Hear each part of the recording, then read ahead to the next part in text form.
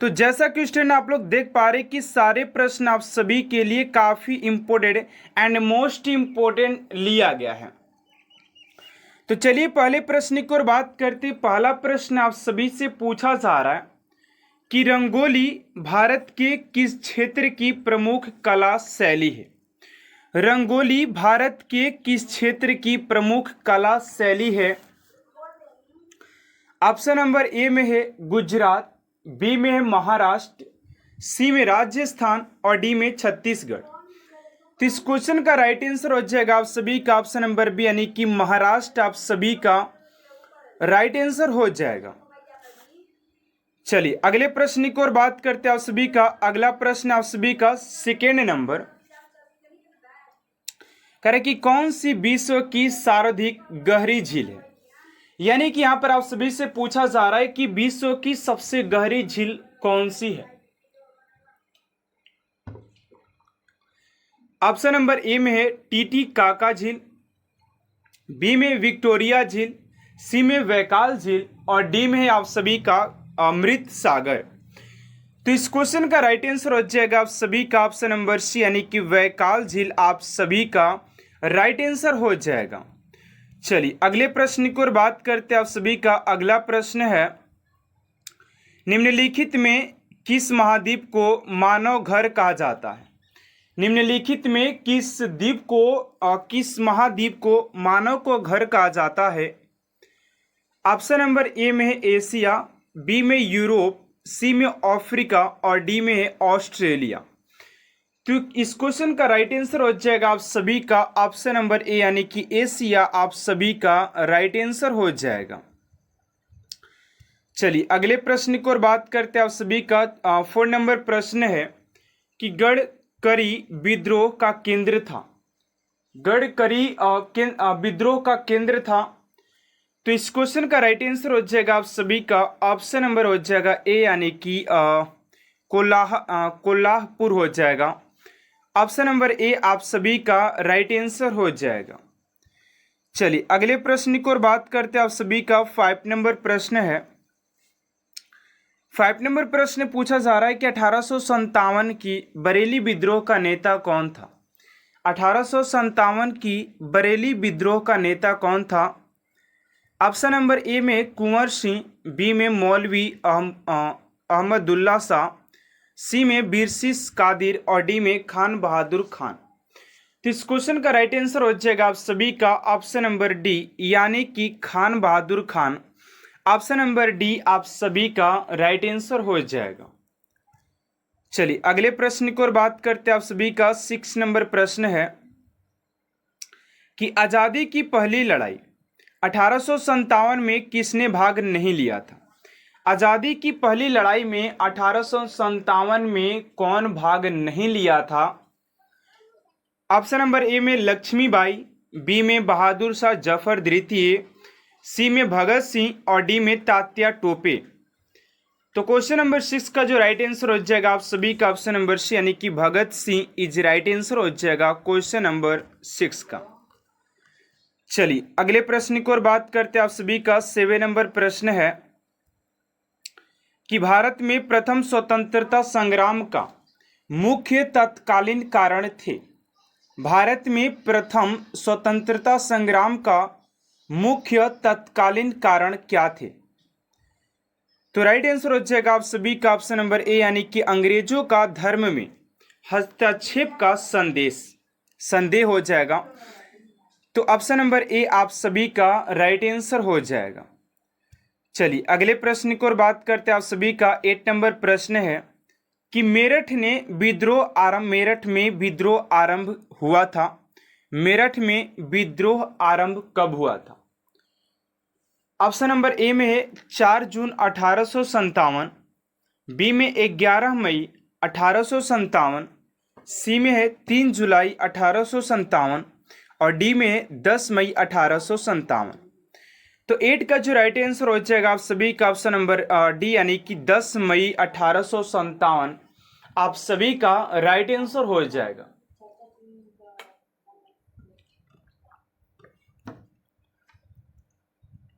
चलिए अगले प्रश्न की ओर बात करते हैं आप सभी का। 9 नंबर प्रश्न है कि भूदान आंदोलन किसने प्रारंभ किया था? भूदान आंदोलन किसने प्रारंभ किया था? ऑप्शन नंबर ए में जयप्रकाश नारायण, बी में विनोबा भावे, सी में राम मनोहर लोहिया और डी में है महात्मा गांधी। तो 9 का राइट आंसर हो जाएगा आप सभी का ऑप्शन नंबर बी यानी कि Vinoba Bhave. Option number B आप सभी का राइट आंसर हो जाएगा। चलिए अगले प्रश्न की ओर बात करते हैं। आप सभी का अगला प्रश्न है कि भारत का राष्ट्रीय ध्वज का डिजाइन किसने तैयार किया था? भारत का राष्ट्रीय ध्वज का डिजाइन किसने तैयार किया था? तो 10 का जो राइट आंसर हो जाएगा आप सभी का पिंगलाई वेंकैया। ऑप्शन नंबर ए आप सभी का राइट आंसर हो जाएगा। चलिए अगले प्रश्न की ओर बात करते हैं। आप सभी का 11 नंबर प्रश्न है कि 27 दिसंबर 1911 में पहली बार जन गण मन कहाँ पर गाई गई थी? तो 11 का जो राइट आंसर हो जाएगा आप सभी का ऑप्शन नंबर बी यानी कि कोलकाता। ऑप्शन नंबर बी आप सभी का राइट आंसर हो जाएगा। अगला प्रश्न आप सभी का कि भारत में पहला समाचार पत्र किसने शुरुआत किया था? तो पहले समाचार पत्र की शुरुआत की बात करते तो जेम्स हिकी हो जाएगा। Option number C. चलिए अगले प्रश्न की ओर बात करते हैं। आप सभी का अगला प्रश्न क्या है? एंड स्टूडेंट अगले प्रश्न की ओर बढ़ने से पहले आप सभी से एक छोटा सा रिक्वेस्ट है कि आप सभी अभी तक आप मेरे चैनल को सब्सक्राइब नहीं किए तो प्लीज़ स्टूडेंट चैनल को सब्सक्राइब कर साथ साथ बेल आइकन को प्रेस कर दीजिएगा ताकि ऐसा मोस्ट इंपोर्टेंट क्लास 10 आप तक सबसे जल्द पहुंचते रहे। अगला प्रश्न है कि पोस्ट ऑफिस के लेखक कौन है? पोस्ट ऑफिस के लेखक कौन है? तो 13 का हो जाएगा आप सभी का डी यानी कि रविंद्रनाथ टैगोर हो जाएंगे। अगला प्रश्न है कि अवध का अंतिम नवाब कौन था? अवध का अंतिम नवाब कौन था? तो राइट आंसर हो जाएगा बी यानी कि Wajid Ali Shah. Option number B आप सभी का राइट आंसर हो जाएगा। चलिए अगला प्रश्न आप सभी का कि शेख सलीम चिश्ती का मकबरा कहाँ पर है? शेख सलीम चिश्ती का मकबरा कहाँ पर है?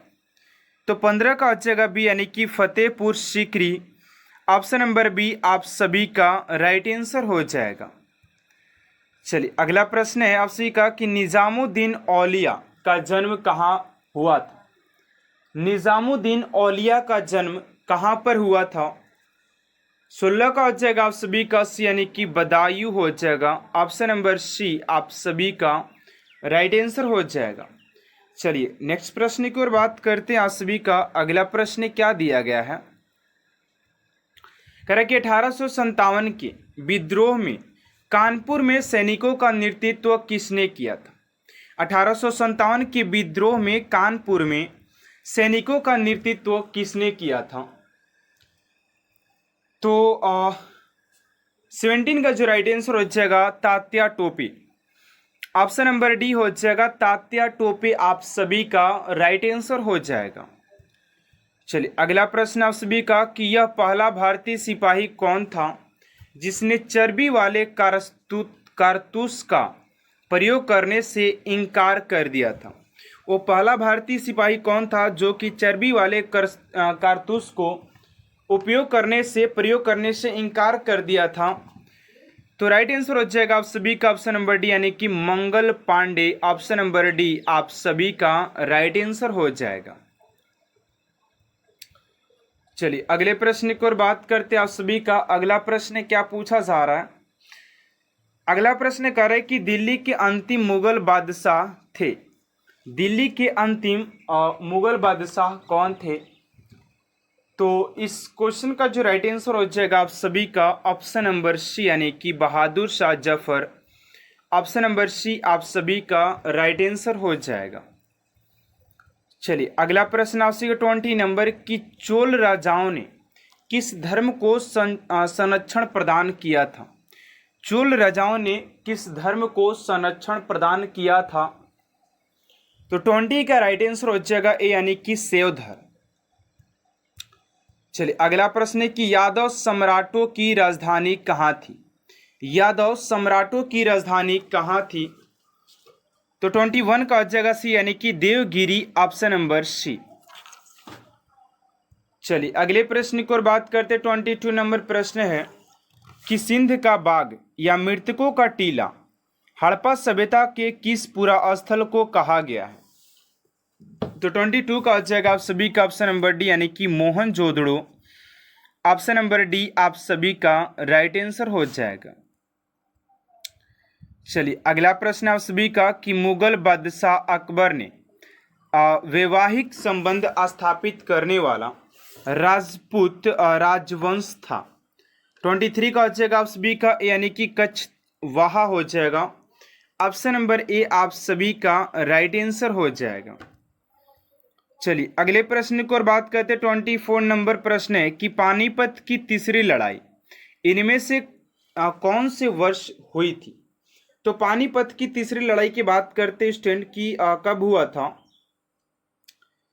तो आप सभी का 24 का जो राइट आंसर हो जाएगा आप सभी का ऑप्शन नंबर हो जाएगा ऑप्शन नंबर ए यानी कि 1761 में। 1761 आप सभी का राइट आंसर हो जाएगा। चलिए अगला प्रश्न आप सभी को 25 नंबर कि किसके दरबार की शोभा चरक और नागार्जुन इनमें से थे। चरक और नागार्जुन इनमें से थे। तो 25 का हो जाएगा आप सभी का बी यानी कि कनिष्क, ऑप्शन नंबर बी आप सभी का राइट आंसर हो जाएगा क्वेश्चन नंबर 25 का। Sorry Kanishka option number B हो जाएगा। चलिए अगले प्रश्न की ओर बात करते हैं 26 नंबर की बक्सर का युद्ध किस संधि से समाप्त हुआ था। बक्सर का युद्ध किस संधि से समाप्त हुआ था। तो ऑप्शन नंबर बी यानी कि इलाहाबाद की संधि, ऑप्शन नंबर बी आप सभी का राइट आंसर हो जाएगा। चलिए अगला प्रश्न है कि अवध का ब्रिटिश साम्राज्य में विलय किया गया था। तो 1856 में ऑप्शन नंबर ए हो जाएगा। अगला प्रश्न है कि फ्रैंकफर्ट की संधि कब हुई थी। तो फ्रैंकफर्ट की संधि की बात करते तो 1871 में हुआ था। चलिए नेक्स्ट प्रश्न की ओर बात करते कि साम्यवादी घोषणा पत्र कब प्रकाशित की गई थी। तो 1864 आप सभी का राइट आंसर हो। तो जैसा कि स्टूडेंट आप लोग देख पा रहे कि सारे प्रश्न आप सभी के लिए काफी इंपोर्टेंट एंड एग्जाम ओरिएंटेड लिया गया है। तो चलिए पहले प्रश्न की ओर बात करते आप सभी का पहला प्रश्न क्या पूछा जा रहा है। तो पहले प्रश्न की बात करते कह रहा है कि निम्नलिखित में से किस महाद्वीप को महाद्वीपों का महाद्वीप कहा जाता है। किस महाद्वीप को महाद्वीपों का महाद्वीप कहा जाता है। ऑप्शन नंबर ए में है एशिया, बी में यूरोप, सी में अफ्रीका और डी में अंटार्कटिका। तो इस क्वेश्चन का राइट आंसर हो जाएगा आप सभी का ऑप्शन नंबर ए यानी कि एशिया महाद्वीप आप सभी का राइट आंसर हो जाएगा। चलिए अगले प्रश्न की ओर बात करते आप सभी का अगला प्रश्न है कि चेरो कान कहाँ की लोक नृत्य शैली है। चेरो कान कहाँ का लोक नृत्य शैली है। ऑप्शन नंबर ए में असम, बी में नागालैंड, सी में मणिपुर और डी में है मिजोरम। तो इस क्वेश्चन का राइट आंसर हो जाएगा आप सभी का ऑप्शन नंबर डी मिजोरम आप सभी का राइट आंसर हो जाएगा। चलिए अगले प्रश्न की ओर बात करते स्टूडेंट आप सभी का अगला प्रश्न क्या पूछा जा रहा है ध्यान दीजिएगा। अगला प्रश्न आप सभी का कह रहा है कि उत्तर प्रदेश में होली के त्योहार पर लठमार होली मनाई जाती है। उत्तर प्रदेश में होली के त्योहार पर लठमार होली मनाई जाती है। ऑप्शन नंबर ए में वृंदावन में, बी में है बरसाना में, सी में मथुरा में और डी में है गोकुल में। तो इस क्वेश्चन का राइट आंसर हो जाएगा आप सभी का ऑप्शन नंबर बी यानी कि बरसाना में मनाया जाता है। ऑप्शन नंबर बी आप सभी का राइट आंसर हो जाएगा। चलिए अगले प्रश्न की ओर बात करते हैं। अगला प्रश्न आप सभी का पूछा जा रहा है ध्यान दीजिएगा। कह रहा है कि सिंधु सभ्यता निम्नलिखित में से किस युग में पड़ता है। सिंधु सभ्यता निम्नलिखित में से किस युग में पड़ता है? ऑप्शन नंबर ए में ऐतिहासिक काल, बी में प्रागैतिहासिक काल, सी में उत्तर प्रागैतिहासिक काल, डी में आदि ऐतिहासिक काल। तो 4 का राइट आंसर हो जाएगा आप सभी का ऑप्शन नंबर डी, यानी कि आदि ऐतिहासिक काल, proto historical period. Option number D आप सभी का राइट आंसर हो जाएगा। अगर आप लोगों को स्टूडेंट अगर कोई भी प्रश्न आता है तो आप लोग फटाफट आंसर आप लोग कमेंट बॉक्स में लिख सकते हैं, ठीक है ना। और लास्ट में आप सभी को अपना स्कोर कमेंट बॉक्स में लिखना है कि आप सभी कितने क्वेश्चन में कितना अटेंड कर पाते, ठीक है ना। चलिए अगले प्रश्न की ओर बात करते हैं। आप सभी का अगला प्रश्न है 5 नंबर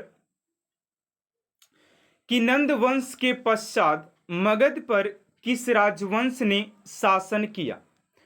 नंद वंश के पश्चात मगध पर किस राजवंश ने शासक किया?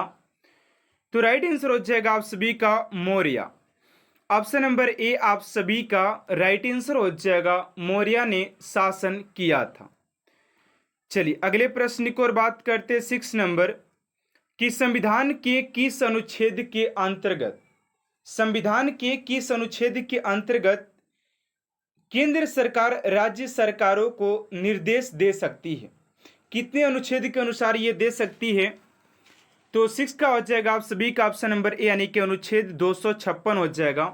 आप सभी को इस सेक्शन में आप सभी के हिस्ट्री क्वेश्चन हो जाएगा और 1-2 क्वेश्चन आप सभी से पॉलिटी और वहीं आर्ट एंड कल्चर से लिया गया, ठीक है ना। बाकी अधिक से अधिक जो क्वेश्चन आप सभी के हिस्ट्री से लिया गया है, क्योंकि हिस्ट्री आप सभी के एग्जाम में बहुत ज़्यादा रोल प्ले करता है, ठीक है ना। चलिए अगले प्रश्न की ओर बात करते हैं। आप सभी का 7 नंबर प्रश्न है कि विश्व की सबसे बड़ी खारे पानी की झील है, विश्व की सबसे बड़ी खारे पानी की झील कौन सी है?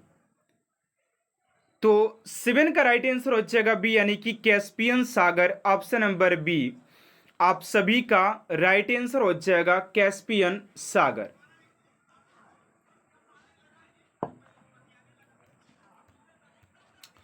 चलिए अगले प्रश्न की ओर बात करते हैं। आप सभी का 8 नंबर प्रश्न है कि निम्नलिखित में से कौन विश्व का सबसे बड़ा मरुस्थल है?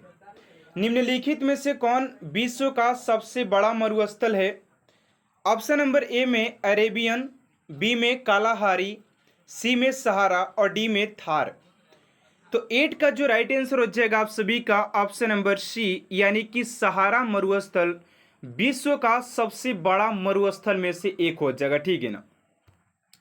चलिए अगले प्रश्न की ओर बात करते 9 नंबर प्रश्न है कि वर्ष 1526 ईस्वी में लड़ी गई पानीपत की पहली लड़ाई में बाबर से कौन पराजित हुआ था? देखिए बाबर ने 4 युद्ध लड़ा था। पानीपत का प्रथम युद्ध, खनवा का, चंदेरी और घाघरा का युद्ध, वो चारों में विजय प्राप्त तो किया था, ठीक है ना। लेकिन यहां पर प्रश्न ये पूछा जा रहा है कि पानीपत की पहली लड़ाई जो कि 1526 ईस्वी में बाबर और किसके बीच हुआ था? तो इब्राहिम लोदी के बीच हुआ था। किसके बीच? Ibrahim Lodi. Option number A आप सभी का राइट आंसर हो जाएगा। चलिए अगले प्रश्न की ओर बात करते 10 नंबर प्रश्न है। एंड स्टूडेंट अभी तक आप सभी चैनल को सब्सक्राइब नहीं किए तो प्लीज स्टूडेंट चैनल को सब्सक्राइब कर साथ साथ बेल आइकन को प्रेस कर दीजिएगा ताकि ऐसा मोस्ट इंपोर्टेंट क्लास स्टूडेंट आप तक सबसे जल्द पहुंचते रहे। चलिए 10 नंबर प्रश्न पूछा जा रहा है कि 1857 के विद्रोह का नेतृत्व बिहार में किसने किया था? 1857 के विद्रोह का नेतृत्व बिहार में किसने किया था? तो 10 का हो जाएगा आप सभी का ऑप्शन नंबर बी, यानी कि Kunwar Singh. Option number B आप सभी का राइट आंसर हो जाएगा। चलिए अगले प्रश्न की ओर बात करते 11 नंबर प्रश्न है। सॉरी 11 नंबर प्रश्न मिस प्रिंट है क्या यार? 11 नंबर प्रश्न मिस प्रिंट है। यहाँ पर देखते 12 नंबर प्रश्न क्या पूछा जा रहा है, ध्यान से देखिएगा यहाँ पर। चलिए 11 नंबर प्रश्न मिस प्रिंट हो चुका है, ठीक है ना, टाइपिंग हो जाता है वो मिस्टेक है। तो चलिए कोई बात नहीं, अगले प्रश्न की ओर बात करते हैं। 12 नंबर प्रश्न पूछा जा रहा है कि मराठा साम्राज्य की सबसे बहादुर महिला कौन थी? मराठा साम्राज्य की सबसे बहादुर महिला की बात करते हैं तो राइट आंसर हो जाएगा आप सभी का ऑप्शन नंबर बी यानी कि ताराबाई। ऑप्शन नंबर बी आप सभी का राइट आंसर हो जाएगा, ऑप्शन नंबर बी। चलिए अगले प्रश्न की ओर बात करते हैं। आप सभी का 13 नंबर प्रश्न है कि भारत तक समुद्री मार्ग की खोज की गई थी। भारत तक समुद्री मार्ग की खोज किसने किया था? तो पुर्तगालियों द्वारा किया गया था ना। ऑप्शन नंबर बी आप सभी का राइट आंसर हो जाएगा, पुर्तगालियों के द्वारा किया गया था। चलिए अगला प्रश्न आप सभी का 14 नंबर पूछा जा रहा है कि अलीगढ़ मुस्लिम विश्वविद्यालय की स्थापना किसने की थी? अलीगढ़ मुस्लिम विश्वविद्यालय की स्थापना किसने की थी? तो 14 का राइट आंसर हो जाएगा आप सभी का ऑप्शन नंबर ए यानी कि सैयद अहमद खां के द्वारा किया गया था। ऑप्शन नंबर ए आप सभी का राइट आंसर हो जाएगा। चलिए अगला प्रश्न आप सभी का 15 नंबर कि छोटा नागपुर जनजाति विद्रोह कब हुआ था? छोटा नागपुर जनजाति विद्रोह कब हुआ था? तो 15 का जो राइट आंसर हो जाएगा आप सभी का ऑप्शन नंबर ए यानी कि 1820 में। ऑप्शन नंबर ए आप सभी का राइट आंसर हो जाएगा। चलिए अगला प्रश्न आप सभी का 16 नंबर प्रश्न यहाँ पर पूछा जा रहा है कि उत्तर भारत की प्रथम मुस्लिम महिला शासक दिल्ली पर राज करने वाली प्रथम महिला शासक थी। तो 16 का हो जाएगा आप सभी का ऑप्शन नंबर ए यानी कि रजिया सुल्तान। आप सभी का राइट आंसर हो जाएगा ऑप्शन नंबर ए। चलिए नेक्स्ट प्रश्न की ओर बात करते हैं। आप सभी का अगला प्रश्न क्या है? 17 नंबर प्रश्न पूछा जा रहा है कि मराठा राज्य का दूसरा संस्थापक किसे कहा जाता है? मराठा साम्राज्य का दूसरा संस्थापक किसे कहा जाता है? तो 17 का हो जाएगा आप सभी का बी यानी कि बालाजी विश्वनाथ हो जाएंगे। ऑप्शन नंबर बी आप सभी का राइट आंसर हो जाएगा। चलिए अगले प्रश्न की ओर बात करते हैं। आप सभी का अगला प्रश्न 18 नंबर कि गांधी जी की मृत्यु पर किसने कहा हमारे जीवन से प्रकाश चला गया? महात्मा गांधी जी के मृत्यु पर किसने कहा कि हमारे जीवन से प्रकाश चला गया? तो ऑप्शन नंबर बी आप सभी का राइट आंसर हो जाएगा। जवाहरलाल नेहरू जी ने इस बात को कहा था महात्मा गांधी जी के मृत्यु के बाद कि हमारे जीवन से प्रकाश ही चला गया। ठीक है ना।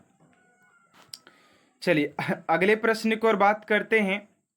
19 नंबर प्रश्न है, लेकिन आजकल के जो लोग मरते हैं बोला जाता है कि यार चलो बढ़िया है कि हमारे कपार से विपत ही चला गया। नहीं, उस टाइम जो ऐसे लोग थे, कुछ लोग थे जिनके चले जाने पर लोग बोलते थे कि यार मेरे जीवन से प्रकाश चला गया। लेकिन आज कोई चला जाता है तो बोलते यार चलो हमारे कपार से तो विपत ही चला गया। कुछ ऐसे है जो ऐसे लोग कुछ हैं, चुनिंदे लोग हैं। ठीक है ना। चलिए खैर अगले प्रश्न की ओर बात करते 19 नंबर प्रश्न है कि 1947 की भारतीय राष्ट्रीय कांग्रेस की दिल्ली अधिवेशन की अध्यक्षता किसने किया था?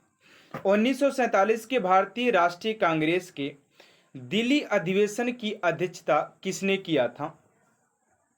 19 को जगह बी यानी कि राजेंद्र प्रसाद के द्वारा किया गया था। ऑप्शन नंबर बी आप सभी का राइट आंसर हो जाएगा। चलिए अगला प्रश्न आप सभी का 20 नंबर कि वर्ष 1932 में अखिल भारतीय हरिजन संघ के संस्थापक कौन थे?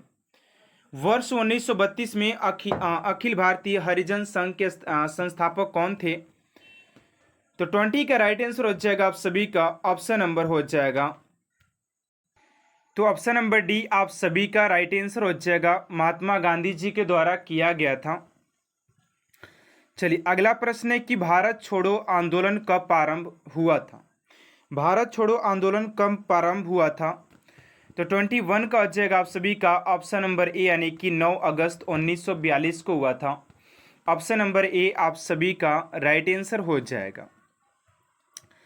चलिए अगला प्रश्न आप सभी का कि लोधी वंश का अंतिम शासक कौन था? लोधी वंश का अंतिम शासक कौन था? तो 22 का जो राइट आंसर हो जाएगा आप सभी का ऑप्शन नंबर डी यानी कि इब्राहिम लोधी।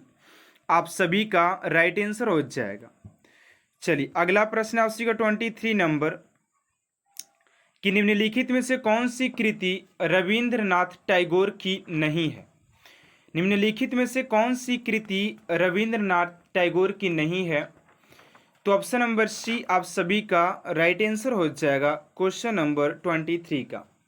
करें कि कपाल कुंडला ऑप्शन नंबर सी हो जाएगा।